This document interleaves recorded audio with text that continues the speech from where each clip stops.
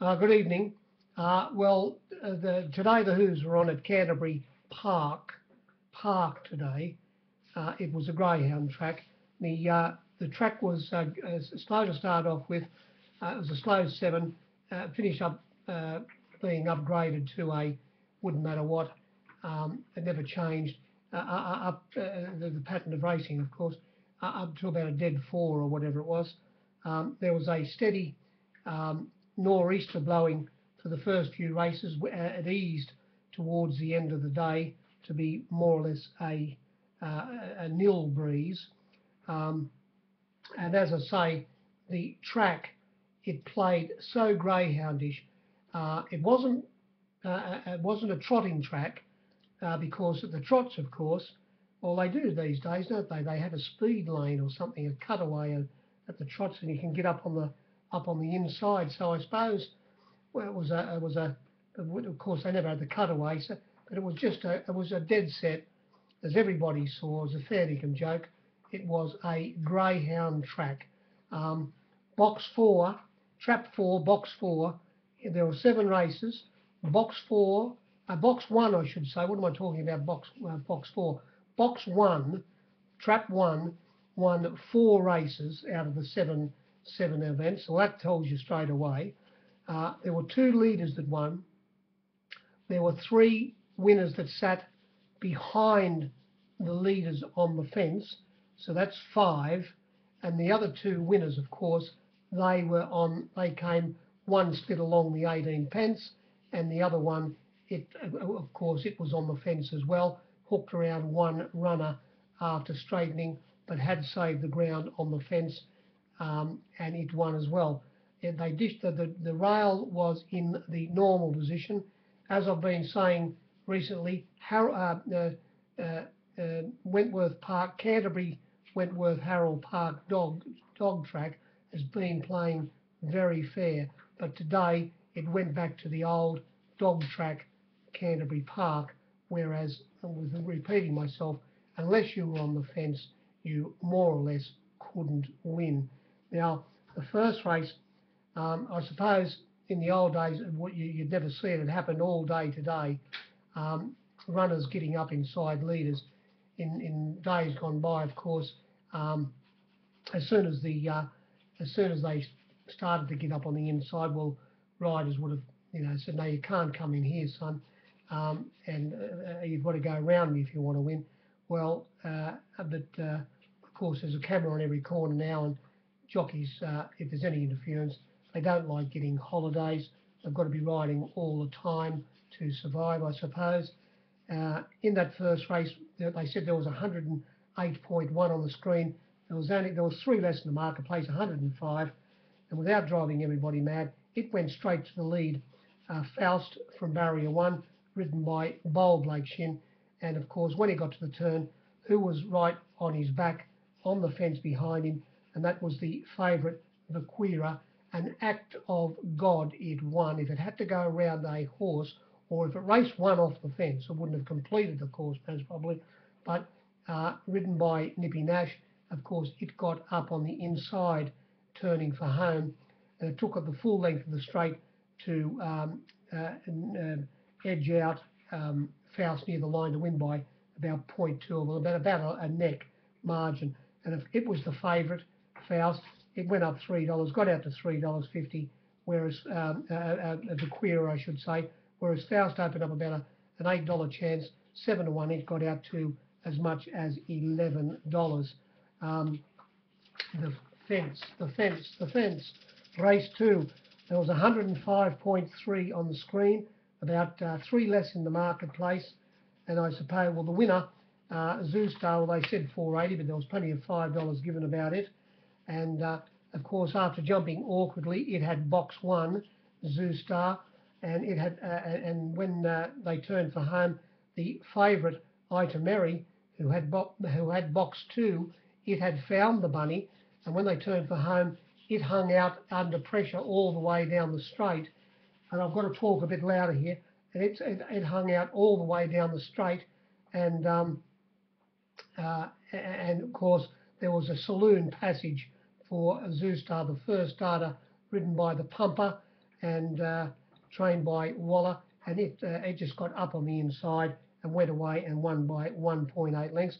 And who ran second in the race, coming from along the fence all the way, was Tweet. Who ran third in the race? The leader on the fence, High to Mary. And who ran fourth in the race? Oh, number 13. It sat outside the lead. There were runners in that race who were trapped very wide. The winner got the bias in its favour. And by the way, not only did it get a bias in its favour, but in the betting ring, it went up a 7-2 chance, got out to $5, as I say, and it was absolutely poleaxed. The pros, they killed you for the $5, the $4.80, $4.60, $4.40, the $4.20, the $4, the $3.80, the $3.70, the $3.60, and now they said, we'll take your $3.50. They took the 5-2 at one stage, whereas the favourite, it went up a $2.60 chance, Ida Mary, got out to $3. Admittedly, it was backed. I was still $2.70 when they jumped, hoping to lay it, teasing one of the pros, but he wouldn't come in. He'd take $2.80 off them, but not $2.70. I still managed to lay it, and it was most probably a poor effort because it found the bunny. Race 3, they said there was 101.5 on the screen. There was 3 less in the marketplace, about 98%. One of those prices was the top weight here, Straturbo, whose, I suppose, effort was also very poor because it led on the fence. $5 was given about Straturbo, and I think the best luck might have only been about $4.40. A little bit of difference there, $5 given, and a good bit of it as well. It did find the bunny, and it found the bunny and wasn't able to finish up. It held on to 4th position, hanging out under a little bit of pressure in the straight, giving a mile of room. Who sat behind it on the fence? Oh yes, that was A Bridge Too Far. It ran second. Who ran third? Who was behind A Bridge Too Far? Duet. Yes, it came through and ran third. And as I say, it ran fourth, the leader. 1, 2, 3, 4, right along the 18 pence. The winner, Foxbat, where it had box one. It had box one, and it settled down in last position on the fence, ridden by Tommy Terrific Berry, and it never went around a runner. It just sailed through along the 18 pence, and by this time, of course, the word was out. Everybody was saying, back box one, we're at the dogs, we're at the puppies, we're at the pan lickers, back box one has got a big start. And of course, it was $9 into $6.50 Foxbat, and got the chocolates. Race 4, they said there was a bit of a discrepancy here. Whatever you saw on the flux screen, you just give it an extra turn because that's what was available in the ring. They said there was 109.3 in this 5-horse field, but there was only about 102. The flux were Montsalil went from 550 to 750, Black Jag from 440 to 550, Balsari from $9 out to 12 back into 11, Escofila $3 out to $4.20, and the Avery, Mr. Scary, $2.40 out to $2.50 back into $2.30 at the death. And this was a joke. Look, I don't know, it's easy to be, as I've said before, I don't like bagging jockeys. It's very easy to be the rider in the stand. Very, very easy. Go and throw your leg over one and see how you go. But, fair dinkum. Like some of them are dead set carved out of wood, aren't they? They jumped out in this race here, 5 runners, and Jay Cassidy, the pumper, he couldn't believe his luck. They all just sat up. Mr. Scary, there wouldn't have been a map anywhere on this planet that didn't have Mr. Scary going straight to the lead. But there are only 2 people on the planet, I'd say, that didn't know that up and on the lead, on the bunny, was the place to be. And there's a good chance, well, we all know who they were. They were the trainer and also, what's his name? Sam Clipperton. They didn't know. They thought you could come around the outside fence and win. Well, it had to be Burnborough wouldn't have won outside, running around the outside fence there today. You can't, you've only got to watch races. And when they jumped out, it was a stroll in the park down down getting down to the winning post the first time. And of course, Black Jag, the pumper, just strolled to the lead. And Scoffler, ridden by clever Kera McAvoy, he said, "Oh yes, you can go there, pumper. I'll follow you." Why wouldn't he have just kicked? Well, everyone had naturally Mr. Scary leading and the Scoffler running second, and they eased and they just gave the race to the pumper. And of course, when a Scoffler pulled out to try and catch him, he had the advantage of the fence and the rails on the greyhound track, and it was able to plug away Black Jag and win by a head, beating a Scoffler and Sam Clipperton. Anyway, what do you say? He settled down in last position, tried to make a run around them, and it's not even worth talking about. He got lobbed into third hole. Race 5, they said there was 102 on the screen, getting a little bit skinnier, and about 2% less in the marketplace. Who won this race? The pumper. He was a Jerry, the pumper. He said, "If you don't find the 18 pence here, you fair dinkum haven't got 100 to 1 chance." And Diamond Earth, who was drawn inside him, ridden by horseman Huey Bowman, I thought it might have led, but it didn't. And the pumper was just able to. He's a great gateman, not only in all aspects of riding. He can get him out of the barrier, and we all know that the champ he is, and he's 50 years of age.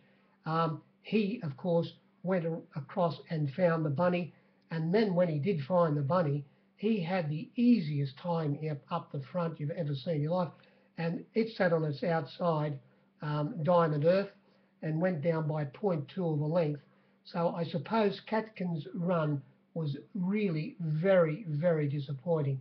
It was entitled to kick on the turn and win this race the way it was run and the bias it had in its favour by, I thought, a couple of lengths. But it struggled, and back on the fence, 3 back on the fence, was the third horse, and that was Brave Soul, who copped a little bit of a check in the run after missing the kick slightly. It had to ease around one runner's heels, and that would have been Just a Girl, who had box one. Who had box one, and it went disgraceful. It was on the back of the leader. It dropped out and got beat 5.8 lengths. They say it's come to the end of its preparation, and Brave Soul got off heels around Just a Girl and finished strongly to be beaten 1.5 lengths. It got trapped wide in the run Gullible, so you can forget its run, forget it went around, and anything else that wasn't on the fence, you give them a tick, and the ones on the fence, you give them a minus. Race 6. Now this was a bit of a discrepancy here in the fluck. They said it was losing figures for a start on the screen, 98.7, and I counted only about 93.5, maybe 94. These were the flucks. Soapy Star went from $4.60 to $5.50 back into $5. Plenty of $5.50 given. Canterbury Row $8 out to $9.50 back into $8. Setter Rocks from $7.50 out to $11 back into $10. Moss Money didn't have a price, $4.60 out to $7. I suppose it was taken.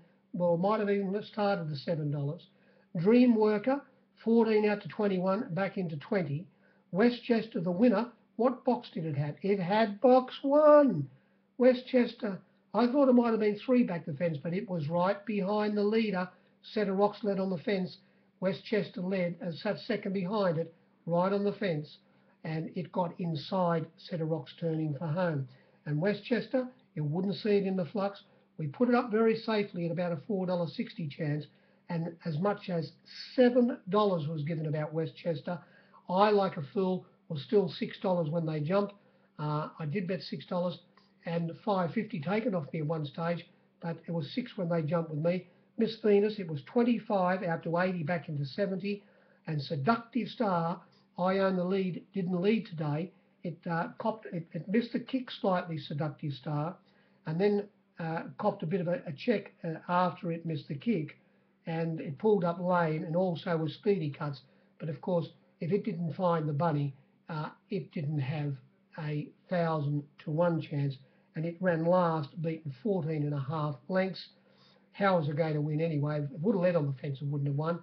Its form has been a little bit flat its last 2 runs, but that didn't deter the pros and all of their followers from backing it. After opening up $4.40 or 60, it got out to $4.80, but then was poleaxed, and it started only $3.80. I was $3.80 when they jumped. Mightn't be returned that, and I suppose, on everybody's map, they said, well, who's going to find the bunny here? And they came up with Seductive Star, but unfortunately it didn't lead. As I say, Centre Rocks led, so its run wasn't that good, finished up running fourth, but the winner got the Charmer, Westchester from box 1, and it got inside Centre Rocks turning for home. We came to race 7. Now what box won this? Oh, box 1 won the last. God, the red won 4 out of the 7 races. Now, of course, this Serge Lindsay, when he comes back, he'll come back as a greyhound. He only knows one thing, and that's to jump out and go 100 mile an hour. Not that Master Gaze wasn't going to win. I think I pointed out to you, the Stipes pulled him up at Gosford that time when he was on the leader, and they were getting along. He was getting along fairly fast, and something moved up on his outside, and the kid said, oh, wait, if I keep on going at this pace, I'm not going to win. And he let the other thing go around him, and they gave him 2 months for it. But now, I think he beat the Rap, but now, of course, everything he's on, but this was always going to lead, I suppose, Master Gaze. It's got a lot of speed, but every time this kid jumps, throws his leg over or something, he's out there 100 mile an hour chasing. As I say, he'll come back as a greyhound. And it led Master Gaze, and on its outside was Let's Rock and Roll. Well, Let's Rock and Roll has got plenty of speed, but that's about all. But I never found the 18 pence. Sitting in, now they sped along and got a bit of a gap, a 3 length break on the others, 2.5 to Mighty Obvious sitting in 3rd position, and on its outside, Darrell, who copped a bit of a check at the start. And where was this winner from box 1, Caprosa, resuming today? It was 3 back on the fence. And when they turned for home, it looked no betting even at the furlong pole when Master Gaze had got well clear. And by the way, it was very well backed. I'll give you the flux in a minute because there's 9% difference in this race. $17 into $13 was Master Gaze, and it had shaken off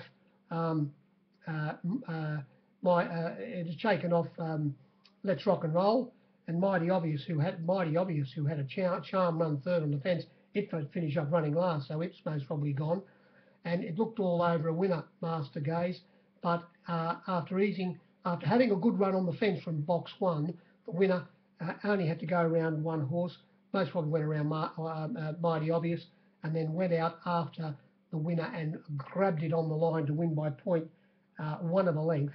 And after coming across from a wide alley, Oakfield Commands, the difference between it, of course, winning and losing was its box.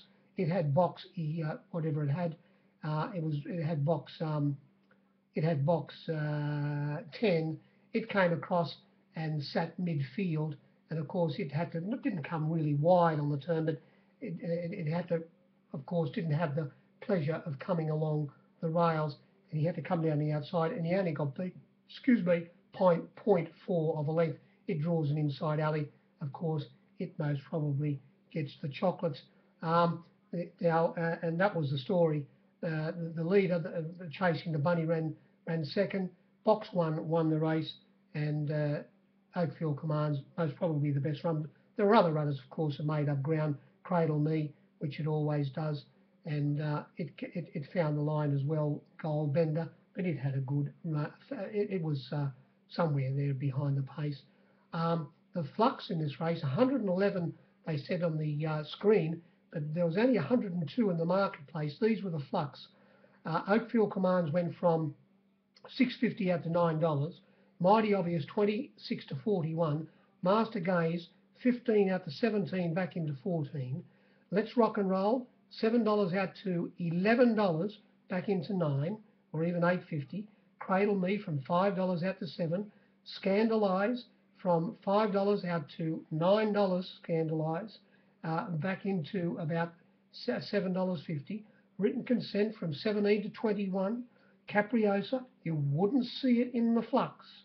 They said $5 out to $5.50, back into 5. It started $5.50, but they gave 6. The captains gave $6.50. It's always best to be on track. You get that extra, extra, extra. We give cash away at the track, not like the filthy corporates and the filthy tab. No, they're always under the odds. We're giving money away at the races. $6.50 Caprosa, plenty of it. And $5.50 they said was the best luck. Started 5, but it started $5.50. Shanty, well, it didn't have a name, the old Shanty. It went from 26 to 51. Forewarned, likewise, didn't have a price, 17 to 31. Goldbender didn't have a price, from $10 out to $15. Darrell didn't have a price, 17 to 51. Darrell. The next runner, last day Friday, 41 to 91, and you wouldn't see this in the flux. The bottom one, Via del Corso, $8 given about it. Plenty of 7 on the fence, 8 in the outside ring, $6.50 out to 8. Started $6.50 or $6, and it had its chance. It did settle well back on the fence by the same token, and it made up some ground, but it had the advantage. I think it was on the fence. So it was the vet ran his hand over it, couldn't find anything wrong with it. The winner had box 1. Say no more. When you're doing the form, look what boxes these puppies had today, and go from there and adjust your figures. Wyong's on tomorrow. I'm not giving a review tomorrow and driving everybody mad. Saturday is Doncaster Day. I'll talk to you then. Good evening.